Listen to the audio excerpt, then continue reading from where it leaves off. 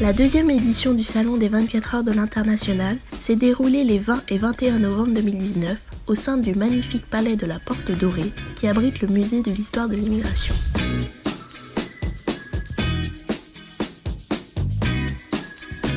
Ce rendez-vous annuel a permis à 65 exposants et partenaires de rencontrer des représentants et dirigeants d'entreprises ayant tous en commun la problématique du développement de leur structure à l'international ou encore celle de la gestion de leurs salariés mobiles.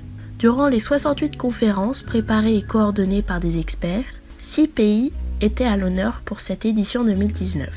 La Martinique, le Brésil, la Chine, le Japon, les USA et enfin l'Afrique.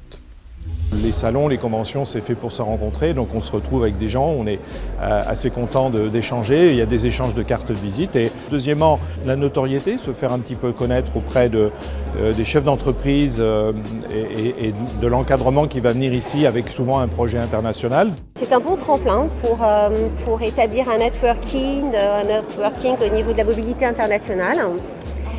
Les entreprises qu'on a pu recevoir semblaient intéressées et satisfaites et de l'organisation et des thématiques abordées. Instead of spending a lot of energy, visiting several people at the same time, you have one place where people concentrate and they meet, and I think this is an excellent idea. L'objectif, c'est d'abord, c'est de faire connaître l'ONTPE parce que c'est une association qui a 10 ans. Et deux, tous les contacts qu'on a eus et les rendez-vous qu'on avait préparés pour la délégation chinoise se sont bien passés et il y en a encore quelques-uns à faire cet après-midi. Donc on est vraiment content d'être venu ici. Je n'ai pas regretté mon voyage de la Chine en France.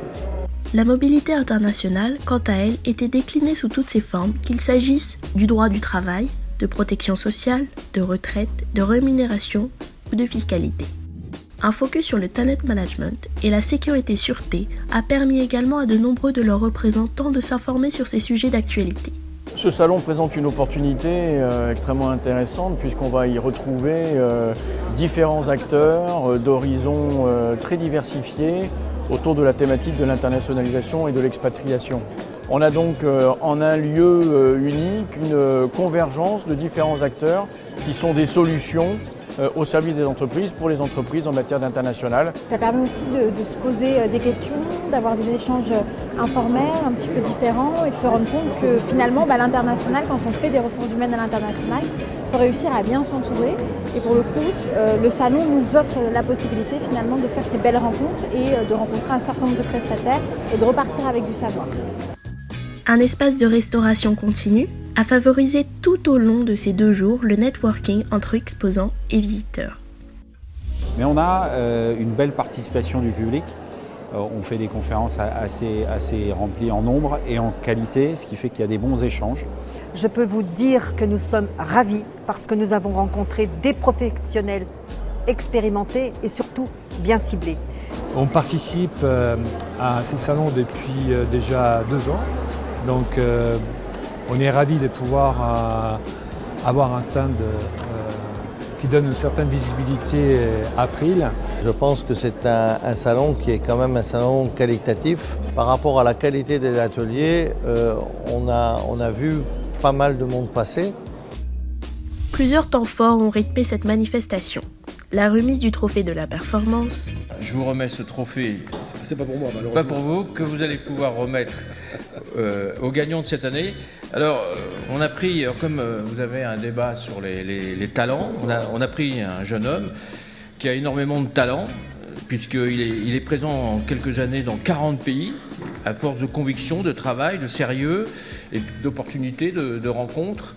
Et on a décidé, en tout cas tout le comité du salon, de remettre ce trophée à quelqu'un qui peut passer le témoin, qui peut vous expliquer un petit peu sa réussite. Donc voilà, il s'appelle Jacques Colibert, il est président de FICADEX, il est au premier rang.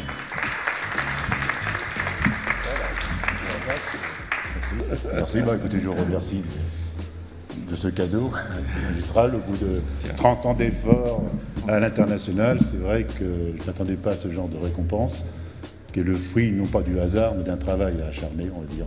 Voilà. C'est une surprise, il faut commencer.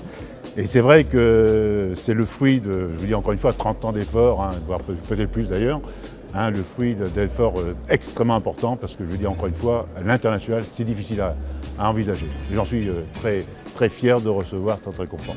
La plénière du premier jour baptisée « Quand l'internationalisation des entreprises passe par les dynamiques de talent ». Laurence Monet-Vernier, vous êtes de chez Deloitte. Vous avez sorti une étude au mois de juin qui s'appelle Millennium Survey 2019, qui va nous en dire donc un petit peu plus sur les talents, qu'ils soient français ou étrangers. Cette étude nous donne beaucoup d'indications sur ce qui les attire, voilà, et du coup aussi ce qui les retient dans les organisations. La plénière Startup Internationalisez-vous du deuxième jour a favorisé la venue d'une centaine de dirigeants de start-up. Merci d'être là pour cette heure de débat, de discussion autour de l'internationalisation des startups. Alors comment est-ce qu'on passe du projet de créer sa start-up à sa concrétisation? Je viens juste de participer à une conférence très intéressante avec 3 autres startups où on a parlé justement de la difficulté de lancer des startups en France et surtout de les internationaliser. Vraiment un sujet et un débat très intéressant. Et là maintenant, je fais le tour du salon et je découvre plein d'entreprises vraiment qui sont là pour les gens qui veulent aller vers l'international. Le cocktail au soir du premier jour a permis aux exposants d'échanger et de nouer des partenariats. C'est toujours un plaisir d'être dans ces locaux magnifiques. Et puis la nouvelle disposition avec l'espace détente au milieu rend ce salon encore plus convivial que les années précédentes. Le lancement de Martinique21.tv, un nouveau média entièrement consacré au développement économique et culturel de ce petit bout d'Europe, stratégiquement placé au cœur de la Caraïbe.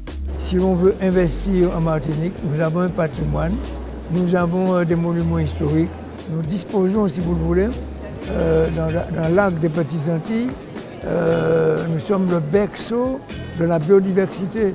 Mais ce que nous voulons montrer, en lien avec la collectivité territoriale de Martinique, c'est que nous sommes un territoire intéressant en termes d'investissement, en termes de potentiel, qu'il s'agisse de la silver economy, liée au vieillissement de la population, mais aussi du numérique.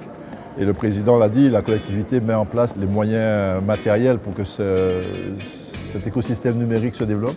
Chaque visiteur s'est vu remettre à son arrivée le grand livre de l'international, baptisé GL2I.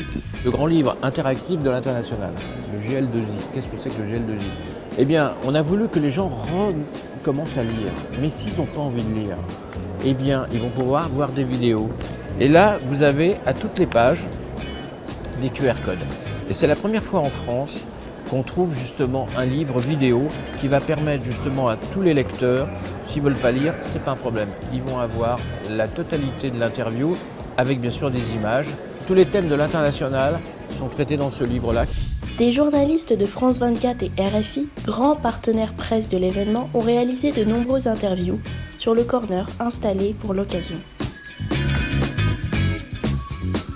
Le Salon des 24 heures de l'international, après cette deuxième édition, conforte sa position en tant que rendez-vous incontournable de l'international et rencontre annuelle de ses grands acteurs, qu'ils soient décideurs RH, directeurs sécurité-sûreté, talent managers et bien sûr dirigeants d'entreprise.